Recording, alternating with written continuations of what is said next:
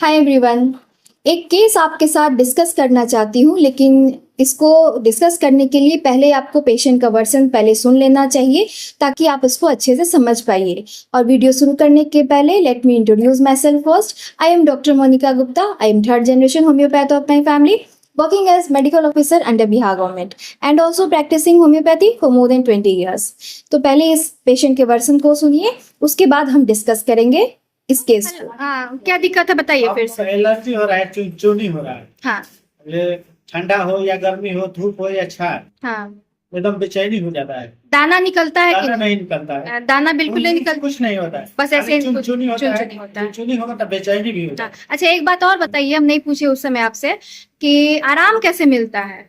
आराम हमको दवा खाते हैं तो मिलता है, तभी। खाते हैं हाँ। तो 3 दिन तक आराम रहता है। हाँ। 3 दिन के बाद फिर वही फिर खाना पड़ेगा ना, और तो ऐसे बेचैनी मान लो हो जाएगा। दवाई नहीं खाए तो जैसे पानी से धोने से आराम मिलेगा या फिर हवा ठंडा उंडा में बैठ जाएंगे तो नहीं मिलेगा, किसी से नहीं, बेचैनी बना रहेगा। घबराहट भी होगा, यहाँ ज्यादा चुनचुनाएगा ना हाँ। और गड़बड़ी और ज्यादा घबराहट होगा, मतलब घबराहट इसके साथ रहेगा ही आपका। और कितना देर तक रहता है चुनचुनी।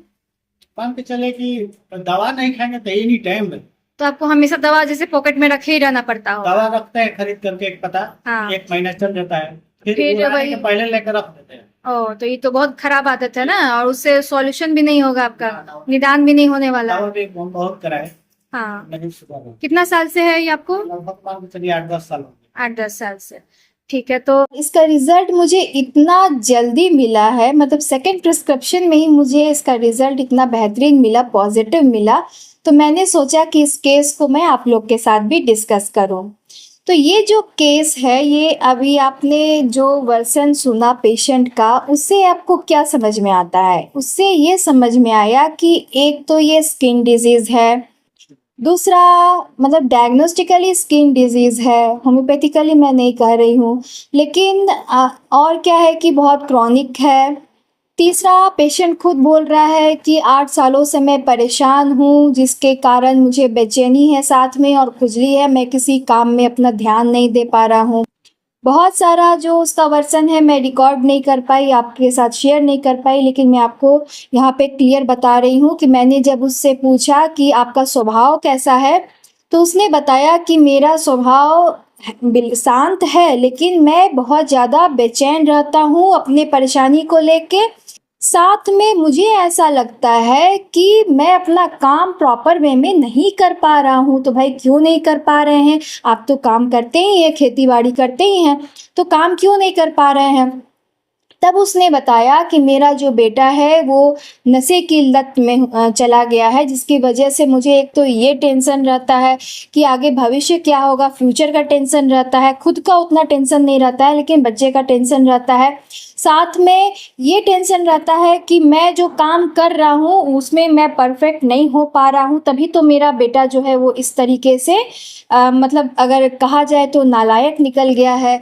तो ये जो वर्सन है पेशेंट का, उससे ऐसा लगा कि वो अपने आप को टाइम के साथ कैपेबल नहीं महसूस कर पा रहा है, साथ में नहीं चल पा रहा है।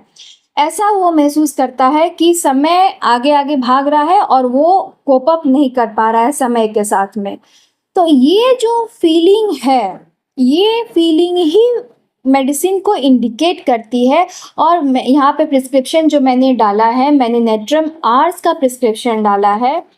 तो नेट्रम आर्स का जो फीलिंग होता है, जो एसेंस होता है, क्योंकि मैंने आपको कई बार बोला है कि हर मेडिसिन का अपना एक एसेंस होता है और हर पेशेंट का अपना एक कैरेक्टरिस्टिक कैरेक्टर होता है, मतलब कि एक उसका अपना स्वभाव होता है। हर पेशेंट एक दूसरे से अलग होता है, उसका किसी भी सिचुएशन में रिएक्शन देने का जो तरीका होता है वो हर व्यक्ति का अलग होता है। जैसे यहाँ पे क्या है कि उसका बेटा इस तरीके से हो गया है, उसके ऊपर रिस्पॉन्सिबिलिटीज़ हैं, तो वो सारे काम को कर रहा है, लेकिन उसको ऐसा लगता है कि मैं समय पर प्रॉपर वे में काम नहीं कर पा रहा हूँ, मुझे और समय पर करना है, मुझे और अच्छा करना है। तो ये जो फीलिंग अंदर से उसकी आ रही है, यही फीलिंग है मेडिसिन की और यही फीलिंग है उस पेशेंट की।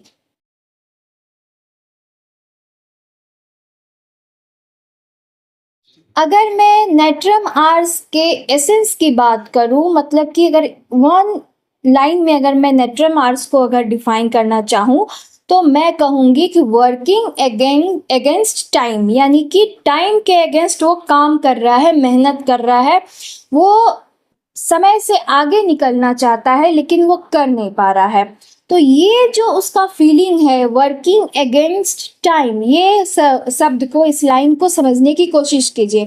और यही जो लाइन है, एसेंस है, फीलिंग है, ये फीलिंग मेरे पेशेंट में है। पेशेंट बार बार कहता है कि मुझे बहुत ज़्यादा, अगर फिजिकली तौर पर भी देख लीजिए तो यहाँ पे फिजिकल और मेंटल दोनों ही रेस्टलेसनेस है, बेचैनी है। ये बेचैनी सिर्फ फिजिकल नहीं है, वो छटपटाते नहीं रहता है। जैसे रेस्टेक्स का पेशेंट होता है उसमें बेचैनी फिजिकल तौर पे महसूस होती है पेशेंट को, वो छटपट करता है, चारों तरफ दौड़ेगा भागेगा, इस रूम से उस रूम, इस बेड से उस बेड, फिजिकली बेचैनी ज़्यादा रहती है। लेकिन आर्सेनिक का बेचैनी जो रहता है वो फिजिकली और मेंटली दोनों रहता है, या मेंटली ज़्यादा रहता है। तो यहाँ पे जो बेचैनी है जो इचिंग के साथ में है, ये मेंटल लेवल पे इसका ज़्यादा है। और ये जो बेचैनी है ये और भी डीप है। और भी डीप क्या है? डीप यहाँ पर ये है कि उसे इस बात का घबराहट है कि मैं अपने समय के अनुसार काम नहीं कर पा रहा हूँ, मेरा जो फ्यूचर है उसका उसको डर है। तो नेट्रम आर्स का आप देखिएगा जो फियर है, मैं किसी और वीडियो में नेट्रम आर्स को डिस्कस करूंगी अगर आप चाहेंगे तो। नेट्रम आर्स बहुत बेहतरीन मेडिसिन है, बहुत सारे कंडीशंस में आप इसको यूज़ कर सकते हैं, चाहे वो रिस्पिरेटरी ट्रैक का हो, चाहे वो स्किन का हो, डाइजेस्टिव ट्रैक का हो, मेंटल लेवल पे हो, सारे ही लेवल पे ये बहुत अच्छा वर्क करती है। बिकॉज नेट्रम ग्रुप और आर्सेनिक ग्रुप दोनों ही इसमें मिला हुआ है।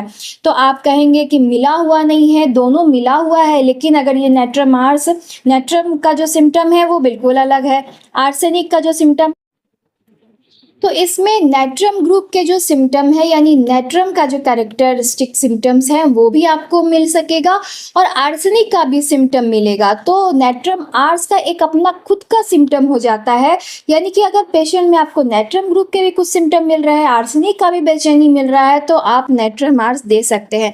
बहुत तरीके के डेल्यूजन्स, बहुत तरीके के फियर और जो रेस्टलेसनेस, बेचैनी आर्सेनिक का है, ये सारे सिम्टम आपको नेट्रम आर्स में मिलेंगे। डिफरेंशियल पॉइंट भी बहुत सारा है जो नेट्रम से नेट्रम आर्स को अलग करता है, यानी नेट्रम म्यूर, नेट्रम का जो मैं बोल रही हूँ उससे आप नेट्रम म्यूर समझेंगे। तो नेट्रम म्यूर और नेट्रम आर्स अलग अलग मेडिसिन है, इसको आप मिक्स नहीं कीजिएगा। मैं बोल रही हूँ कि नेट्रम म्यूर का सिम्टम और आर्सेनिक का सिम्टम इसमें मिलेगा आपको, लेकिन मैं ये बिल्कुल नहीं कह रही हूँ कि नेट्रम म्यूर ही पेशेंट है। नेट्रम म्यूर का कुछ सिम्टम आपको मिलेगा और नेट्रम आर्स, तो नेट्रम आर्स नेट्रम म्यूर से कैसे डिफरेंट है, या फिर आर्सेनिक जो इसमें नेट्रम के साथ मिल जा रहा है तो उसके बाद जो ये क्रिएट कर रहा है एक अलग तरह का कंपाउंड जिसको नेट्रम आर्स हम बोल रहे हैं, तो इसका जो कैरेक्टरिस्टिक सिम्टम है वो कैसा होगा। उसमें आर्सेनिक का जो सिम्टम है वो नेट्रम के सिम्टम से बिल्कुल अलग है, जो कि नेट्रम अलग पेशेंट है, आर्सेनिक अलग पेशेंट है, दोनों का सिम्टम तो अलग अलग है। तो नेट्रम आर्स में ऐसा क्या सिम्टम होगा कि आपको ऐसा महसूस होगा कि ये नेट्रम आर्स का पेशेंट है। तो ये समझने वाली बात है, अगर आप इस बात को समझ जाएंगे तो नेट्रम आर्स प्रिस्क्राइब करना बहुत ही आसान हो जाएगा। इस केस के साथ मैंने आपको इतना कुछ बताया कि उसका जो मेंटल लेवल पे जो सिम्टम्स था वो किस तरह का है, और साथ में आर्सेनिक का जो बेचैनी है, मैं यहाँ पे पेशेंट बार बार बोल रहा है कि इचिंग के साथ में उसे मेंटली बहुत घबराहट रहती है और घबराहट से वो परेशान है। और सेकंड प्रिस्क्रिप्शन में आप देख लीजिए कि सेकंड प्रिस्क्रिप्शन में पेशेंट जो है वो बोलता है कि 75% उसको इचिंग में रिलीफ है और जो बेचैनी घबराहट है वो बिल्कुल ही ख़त्म हो गया है। तो ये जो रिजल्ट है होम्योपैथिकली मुझे मिला है, जो 8 साल से भी उस अधिक समय से उसको दिक्कत कर रहा था और उसने बहुत मेडिसिन ट्राई कर लिया और उसका जो बेचैनी घबराहट है वो बिल्कुल नहीं ख़त्म हो पाया, वो सिंपल नेट्रम आर्स के एक डोज मेडिसिन से बिल्कुल ही ख़त्म हो गया। खुजली आपका था ना पूरे शरीर में? हाँ, पूरा बॉडी में कैसा है अभी आपका? पहले से कुछ नॉर्मल है। नॉर्मल है। खून जांच आपका करवा देते हैं, ठीक है, दवाई फिर कंटिन्यू कर देते हैं, है ना। कितना साल से बता रहे थे आप? 8-10 साल हो गया। 8-10 साल से। दवा बहुत कराए थे, नहीं लहर भी होता है नोचने नहीं, पर? जलन नहीं। जलन नहीं होता है, बेचैनी घबराहट? बेचैनी हो जाता है, घबराहट हो तो जाता है। पहले से कैसा है पहले बेचैनी? से कुछ नॉर्मल है, अब होता बेचैनी भी है का- तो 10 मिनट में आराम मिल जाता है।